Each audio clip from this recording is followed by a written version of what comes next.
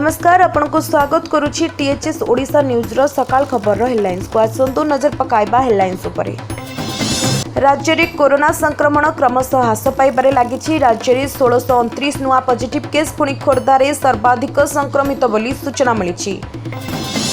Rourkela plan side police किछि दुर्बृत्त मानकु गिरफ करिसंती। छोट छोट झियो मानकु किडनैप करि ने जाउथिले। खोर्धा टांगी पुलिस द्वारा 2 जन दुर्बृत्त गिरफ करा जायछि। सेमानकोठु गोटे पिस्तल बाइक एवं 34,000 टंका जबत करा जायछि।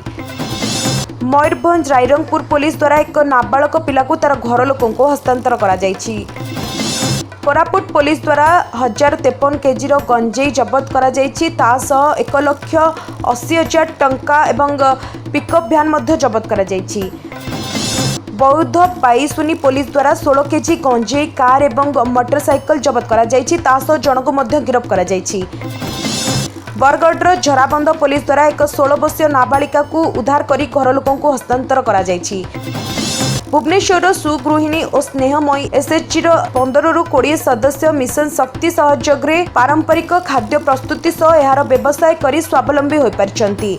लॉकडाउन समय रे रोजगार रो बाट देखाइबा सह महिला मानकु आत्मनिर्भरशीलता वृद्धि क्षेत्र रे मिशन शक्ति महत्वपूर्ण साब्यस्त होईछि। पुरी रे सुजन मिशन लोकार्पण करी मुख्यमंत्री कहिसंती यह केवल पुरी नुहे सारा ओडिशार विकास रे एक नुआ अध्याय जोड़ी। टिंग फ्रॉम टैप प्रकल्प कार्यकारी हेबा परे पाइप जोगे विशुद्ध पानीय जल जोगाण क्षेत्र रे पुरी देशर प्रथम सहर होई पारे।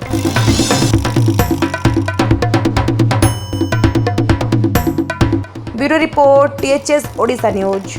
रिपोर्टर हेबाकू चाहुछंती कि निज जिल्ला रे रिपोर्टिंग करबा पई आम ऑफिस नंबर रे जोगाजोग करंतु। आम ऑफिस नंबर हेउची 9556280400।